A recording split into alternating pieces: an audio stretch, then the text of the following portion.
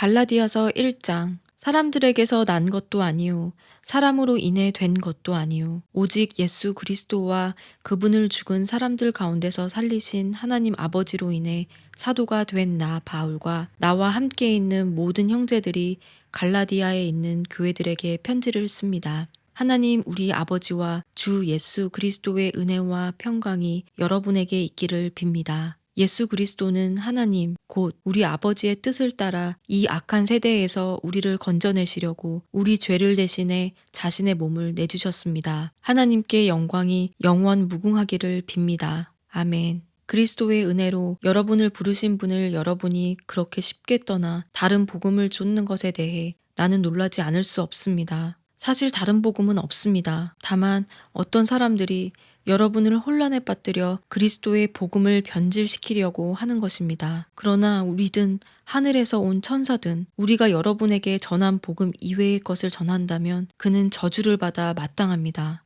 우리가 전에도 말한 것처럼 내가 지금 다시 말합니다. 만일 누구든지 여러분이 받은 복음 이외의 것을 전한다면 그는 저주를 받아 마땅합니다. 내가 지금 사람들을 좋게 하려고 합니까? 아니면 하나님을 좋게 하려고 합니까? 또는 내가 사람들에게 기쁨을 구하려고 애씁니까?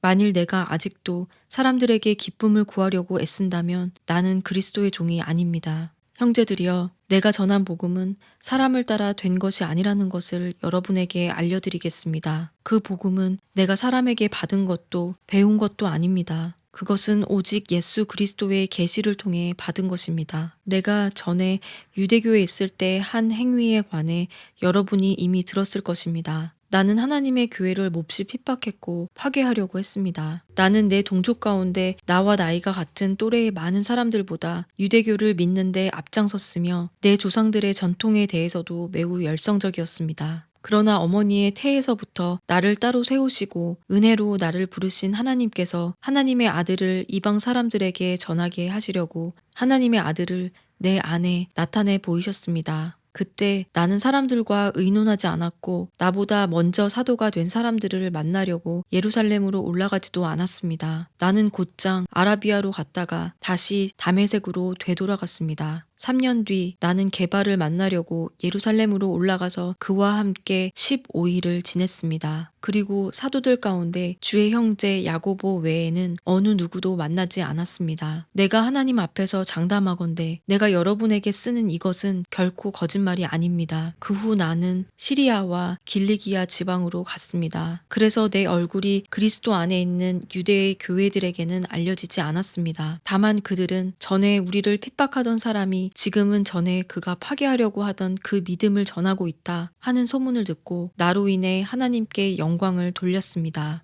갈라디아서 2장. 그 후 14년이 지나서 나는 바나바와 함께 디도를 데리고 다시 예루살렘으로 올라갔습니다. 내가 예루살렘으로 올라간 것은 하나님의 계시를 따른 것으로 나는 이방 사람들에게 전파하는 복음을 그들에게도 제시했습니다. 다만 유명하다 하는 사람들에게는 개별적으로 복음을 제시했는데 이는 내가 다름질하고 있는 것이나 다름질한 것이 헛되지 않게 하기 위함이었습니다. 나와 함께 있는 디도는 그리스 사람이었지만 억지로 할례를 받도록 강요하지 않았습니다. 그 이유는 몰래 들어온 거짓 형제들 때문입니다. 그들은 우리를 종으로 삼고자 그리스도 예수 안에서 우리가 가지고 있는 자유를 엿보려고 몰래 들어온 사람들입니다. 그러나 우리는 그들에게 잠시도 굴복하지 않았습니다. 이는 복음의 진리가 여러분에게 머물러 있도록 하기 위함입니다. 그 유명하다는 사람들 가운데 어느 누구도 그러한 사람들이 누구든 간에 내게는 상관이 없습니다. 하나님은 사람을 외모로 취하지 않으십니다. 그 유명하다는 사람들은 내게 아무것도 보태준 것이 없습니다. 오히려 그들은 베드로가 할례 받은 사람에게 복음 전하는 일을 맡은 것처럼 내가 할례 받지 않은 사람에게 복음 전하는 일을 맡은 것을 알았습니다. 베드로가 할례 받은 사람의 사도가 되도록 역사하신 분이 내게도 역사하셔서 이방 사람의 사도가 되게 하셨기 때문입니다. 기둥같이 여김받은 야고보와 게바와 요한은 하나님께서 내게 주신 은혜를 인정하고 나와 바나바에게 교제의 악수를 청했습니다. 우리는 이방 사람에게로 그들은 할례 받은 사람에게로 가도록 하기 위함입니다. 다만 그들은 우리에게 가난한 사람을 생각해달라고 당부했는데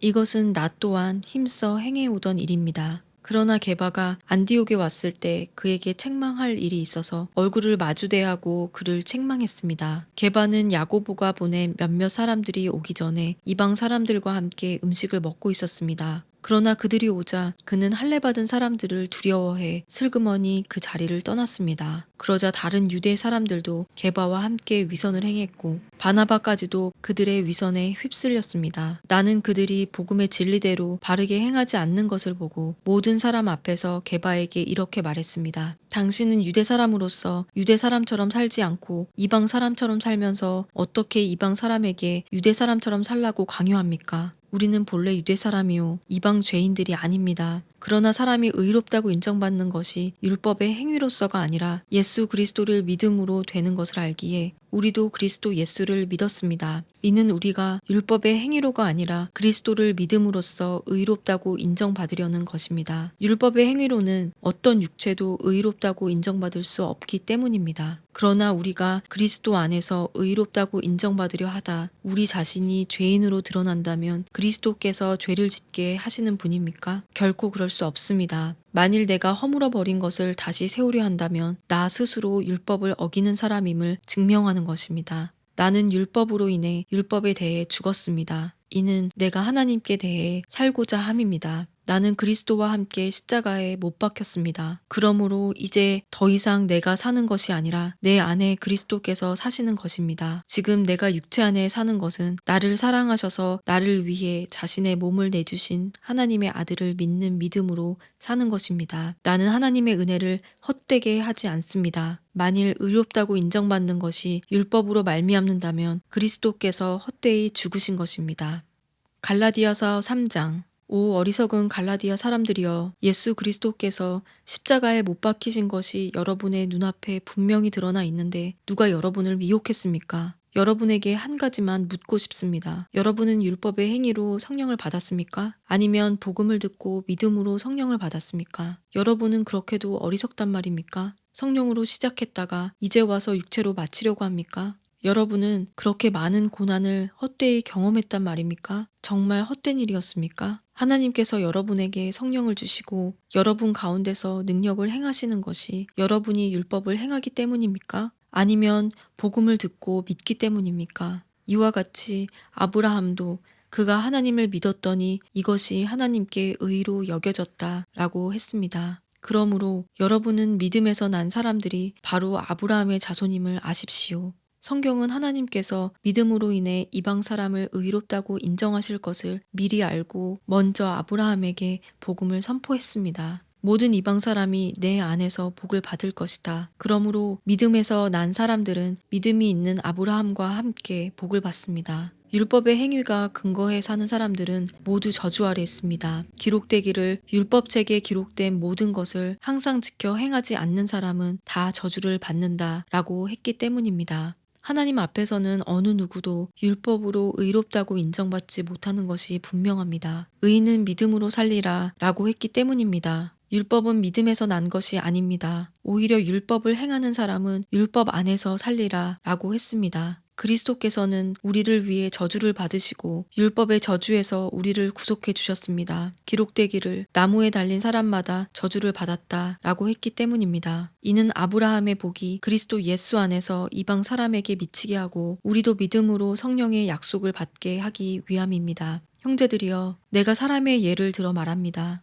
사람의 언약이라도 한 번 맺은 후에는 아무도 그것을 무효로 하거나 덧붙일 수 없습니다. 하나님께서 아브라함과 그의 자손에게 약속을 주실 때 여러 사람을 가리켜 자손들에게 라고 하지 않으시고 오직 한 사람을 가리켜 내 자손에게 라고 하셨는데 이는 곧 그리스도이십니다. 내가 말하고자 하는 것은 이것입니다. 430년 후에 생긴 율법이 하나님에 의해 미리 정해진 언약을 무효화해 그 약속을 취소할 수 없다는 것입니다. 만일 유업이 율법에서 난 것이라면 그것은 더 이상 약속에서 난 것이 아닙니다. 하나님께서는 은혜로 약속을 통해 아브라함에게 유업을 주셨습니다. 그러면 율법은 무엇입니까? 율법은 약속된 자손이 오시기까지 죄 때문에 더한 것입니다. 이 율법은 천사들을 통해 한 중보자의 손으로 주어졌습니다. 그 중보자는 한 편만을 위한 중보자가 아닙니다. 그러나 하나님은 한 분이십니다. 그러면 율법이 하나님과의 약속과 상반되는 것입니까? 결코 그럴 수 없습니다. 만일 율법이 생명을 줄 수 있는 것으로 주어졌다면 분명히 의인은 율법에서 났을 것입니다. 그러나 성경은 모든 것을 죄 아래에 가두었습니다. 이는 믿는 사람들에게 예수 그리스도를 믿는 믿음에 근거한 약속을 주시기 위함입니다. 믿음이 오기 전에는 우리가 율법 아래 매여 장차 계시될 믿음의 때까지 갇혀 있었습니다. 그래서 율법은 그리스도의 때까지 우리를 인도하는 선생이 됐습니다. 이는 우리로 하여금 믿음으로 의롭다고 인정받게 하려는 것입니다. 그러나 이제는 믿음이 왔으므로 우리는 더 이상 율법이라는 선생 아래에 있지 않습니다. 여러분은 모두 그리스도 예수 안에서 믿음으로 하나님의 아들들이 됐습니다. 그리스도와 합해 세례를 받은 사람은 모두 그리스도로 옷 입었기 때문입니다. 유대 사람도 없고 그리스 사람도 없고 종도 없고 자유인도 없고 남자도 없고 여자도 없습니다. 여러분 모두는 그리스도 예수 안에서 하나이기 때문입니다. 만일 여러분이 그리스도께 속한 사람이면 여러분은 아브라함의 자손이요 약속을 따른 상속자입니다. 갈라디아서 4장. 내가 또 말합니다. 상속자가 어린아이일 동안에는 비록 모든 것의 주인이지만 종과 다름이 없고 아버지가 정해놓은 때가 되기까지 그는 후견인과 재산 관리자 아래 있습니다. 이와 같이 우리도 어린아이였을 때는 세상의 초보적인 것들 아래서 종노릇했습니다. 그러나 때가 찾아 하나님께서는 자기 아들을 보내셔서 한 여자에게서 나게 하시고 율법 아래 나게 하셨습니다. 이는 율법 아래 있는 사람들을 구속하시고 우리로 하여금 아들의 신분을 얻게 하기 위함입니다. 여러분이 아들들이므로 하나님께서 자기 아들의 영을 우리 마음속에 보내셔서 아바 아버지라고 부르게 하셨습니다. 그러므로 여러분은 더 이상 종이 아니고 아들입니다. 그리고 여러분이 아들이면 또한 하나님으로 말미암는 상속자입니다. 그러나 전에 여러분이 하나님을 알지 못했을 때는 본질적으로 하나님이 아닌 것들에 종노릇했지만 이제는 여러분이 하나님을 알 뿐 아니라 오히려 하나님께서 아시는 사람이 됐습니다. 그런데 어째서 여러분은 다시 무력하고 천박한 초보적인 것들로 되돌아가 또다시 그것들의 종노릇 하려는 것입니까? 여러분은 날과 달과 절기와 해를 잘도 지킵니다. 내가 여러분을 위해 수고한 것이 헛될까 두렵습니다. 형제들이여, 내가 여러분과 같이 됐으니 여러분도 나와 같이 되기를 바랍니다. 여러분은 내게 아무런 해도 끼치지 않았습니다. 여러분이 알다시피 내가 처음에 여러분에게 복음을 전하게 된 것은 육체의 연약함 때문이었습니다. 그리고 내 육체의 연약함이 여러분에게 시험거리가 될 만한 것이었는데도 여러분은 비웃거나 멸시하지 않았고 도리어 나를 하나님의 천사처럼 그리스도 예수처럼 환영해 주었습니다. 그런데 여러분의 복이 어디에 있습니까? 나는 여러분에게 증언합니다. 여러분은 만약 할 수만 있었더라면 여러분의 눈이라도 빼서 내게 주었을 것입니다.